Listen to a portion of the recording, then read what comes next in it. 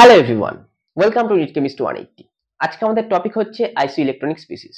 আগামী 5th মে NTA তোমাদের NEET 2024 exam organise করতে চলেছে এবং এই বছর নিটের এক্সামের রেসপেক্টে আইসো ইলেকট্রনিক স্পিসিস খুবই ইম্পর্টেন্ট একটি টপিক। এটি জেই, নিট বা ডাব্লিউবিজেই রেসপেক্টে খুবই গুরুত্বপূর্ণ একটি টপিক। প্রিভিয়াস ইয়ারগুলোতে কিন্তু এখান থেকে প্রত্যেকবারই প্রায় কোশ্চেন জিজ্ঞাসা করা হয়েছে। আমরা আমাদের এই চ্যানেলে নিট 2024 এর জন্য কিন্তু এই যে আমাদের ফ্রি ক্র্যাশ কোর্স, যেখানে আমরা প্রত্যেকদিন ভিডিও আপলোড করি চ্যাপ্টার ওয়াইজ এবং একটি চ্যাপ্টারকে আমরা ছোট ছোট টপিকে ভাগ করে সেখান থেকে ডিটেল অ্যানালিসিস করি এবং শর্ট ট্রিকের মাধ্যমে এমসিকিউ সলভ করি, যাতে আগামী 1.5 মাসের মধ্যে তোমাদের গোটা সিলেবাসটা নিটের কভার হয়ে যায় এবং তোমরা কোনো পার্ট যাতে বাদ না দাও। তো চলো ভিডিওটি শুরু করছি, কিন্তু ভিডিওটি শুরু করার আগে যারা আমার চ্যানেলে নতুন আছো তারা অবশ্যই চ্যানেলটিকে সাবস্ক্রাইব করে নোটিফিকেশন বেলটি প্রেস করে দাও, কারণ আগামী দিনে নিট এক্সাম দেওয়ার আগে কিন্তু তোমাদের কেমিস্ট্রিতে খুবই হেল্প হতে চলেছে এই চ্যানেলের মাধ্যমে। তো আজকে আমাদের টপিক হচ্ছে আইসো ইলেকট্রনিক স্পিসিস।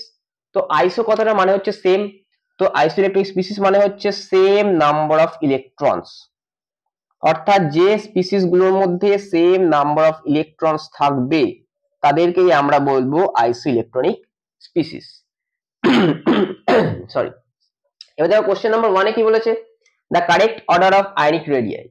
আমার 5টা স্পিসিস দেওয়া আছে, P3 minus, S2 minus, Cl minus, K plus, Ca2 plus.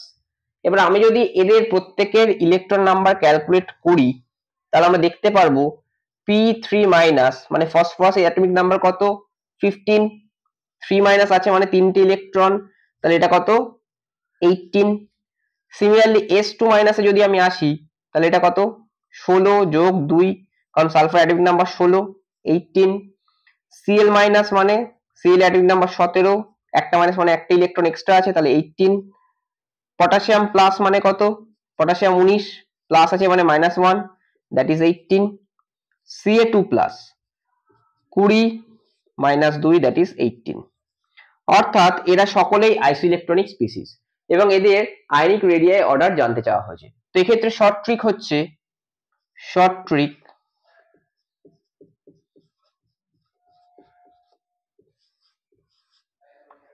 Trick হচ্ছে হায়ার দ্য পজিটিভ চার্জ,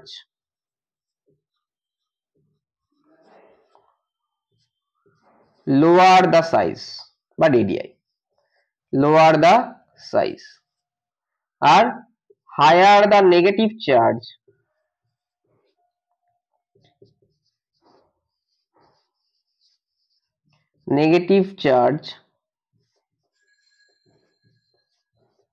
আমার higher the size।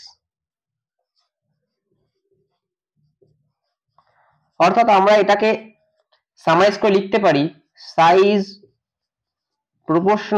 directly proportional to negative charge and inversely proportional to positive charge. তোমরা just এইটুকু মাথায় রাখলেই কিন্তু হয়ে যাবে, অর্থাৎ নেগেটিভ চার্জ যত বাড়বে সাইজ তত বাড়বে, আর পজিটিভ চার্জ যত বাড়বে সাইজ তত কমবে। তাহলে এখানে দেখো সব থেকে বেশি পজিটিভ চার্জ কোথায় আছে, Ca2 প্লাস, তাহলে এটা লোয়েস্ট সাইজ হবে, তাহলে Ca2 প্লাস হবে লোয়েস্ট সাইজ।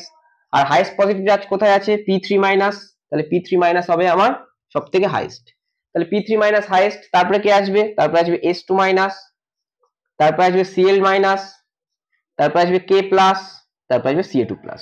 দেখো তাহলে অপশন এটাই কিন্তু আমার কারেক্ট আনসার। এটা কিন্তু যেই মেনের কোশ্চেন প্রিভিয়াস ইয়ারে জিজ্ঞেস করা হয়েছে 18 বা 19-এ, আমার ঠিক খেয়াল পড়ছে না, এটা কিন্তু যেই মেনের কোশ্চেন। এইভাবে কিন্তু আমরা আইসোলেটরিক স্পিসিস এর কোশ্চেন খুব সহজেই সলভ করতে পারবো। তাহলে পজিটিভ চার্জ যেখানে বেশি হবে সেখানে কি হবে, সাইজ ছোট হবে, নেগেটিভ চার্জ যেখানে বেশি হবে সেখানে সাইজ বড় হবে। এটা অন্যভাবে মনে রাখতে পারি, পজিটিভ লোকজনের কাছাকাছি লোকজন চলে যায় তাহলে ডিস্টেন্স কমে যায়, সেক্ষেত্রে রেডিয়াস কি হবে, কমে যাবে। নেগেটিভ লোকজন থেকে আমরা দূরে পালাই তাই সেক্ষেত্রে কি হবে, ডিস্টেন্স বেড়ে যাবে, তাহলে সাইজ কি হবে বা রেডিয়াস বেড়ে যাবে। Next question number 2, the ionic radii of aluminium 3+ বলে দিয়েছে 0.54 অ্যাংস্ট্রম। তাহলে ionic radii of Mg2+ and Na+ respectively, অর্থাৎ পরপর কেমন ভাবে সাজানো হবে Mg2+ আর Na+ এর সাইজ। দেখো অ্যালুমিনিয়াম 3+, Mg2+ আর Na+, তাহলে অ্যালুমিনিয়াম 3+, Mg2+ আর Na+, এদেরকে যদি আমি সাজাই তাহলে আমার পজিটিভ চার্জ কোথায় হাইয়েস্ট, এখানে, তাহলে এর সাইজ কি হবে, লোয়েস্ট, তাহলে এর সাইজ হবে হাইয়েস্ট, কারণ পজিটিভ চার্জ সবথেকে লোয়েস্ট আছে ওখানে, তাহলে অর্ডার হবে এইটা। নাও এইটা আমার কত বলা আছে, Al3+ আমার বলা আছে কত, Al3+ বলা আছে আমার 0.54, 0.54, তাহলে Mg2+ কি হবে, ওর থেকে অবশ্যই বেশি হবে এবং সোডিয়াম প্লাসের আরো বেশি হবে। তাহলে এখানে দেখি, দেখো 0.54 থেকে কি এটা বেশি? একদমই নয়, তাহলে এই অপশনটা আমার হচ্ছে না। এটা অবশ্যই 0.54 থেকে বেশি, তাহলে এখানে 0.72 হলে এখানে কি 0.40 আসবে? দেখো কমে গেছে, তাহলে এটা হবে না। সিমিলারলি এখানে দেখো বেশি আছে, কিন্তু বেশি পর আবার কমছে, সেটা তো হবে না, কারণ এই ভ্যালুগুলো কি হবে, ইনক্রিজিং ভ্যালু আমার পরপর লাগবে। This is not applicable. এখানে দেখো এটা কিন্তু অ্যাপ্লিকেবল, 0.72 যদি এটা হয় তাহলে এটা 1.02 হতে পারে, কারণ এখানে ইনক্রিজ হচ্ছে আস্তে আস্তে ভ্যালু। তাহলে এই হচ্ছে পরপর ইনক্রিজিং। তো option D will be the correct answer. এটাও কিন্তু আমার প্রিভিয়াস ইয়ার যেই মেনের কোশ্চেন। সুতরাং এইভাবে কিন্তু আমরা মনে রাখি, সামারাইজ করতে পারি যে আমার আইসোইলেক্ট্রন স্পিসিস এর ক্ষেত্রে পজিটিভ চার্জ যত ইনক্রিজ হবে সাইজ তত ডিক্রিজ হবে, নেগেটিভ চার্জ যত ইনক্রিজ হবে সাইজ তত ইনক্রিজ হবে, এবং অর্ডারে কিন্তু আমরা পরপর সাজাতে পারবো। তো যদি ভিডিওটি ভালো লাগে অবশ্যই বন্ধুদের সঙ্গে শেয়ার করে দিও, লাইক করে দিও এবং কমেন্ট করে দিও, এবং চ্যানেলটিকে অবশ্যই সাবস্ক্রাইব করে নোটিফিকেশন বেলটি প্রেস করে দাও। কালকের থেকে বা আগামী দিনে কিন্তু আমরা এই ধরনের প্রচুর ভিডিও আপলোড করবো, যেখানে তোমাদের সমস্ত রকম নিটের টপিক কিন্তু কভার হয়ে যাবে। নমস্কার।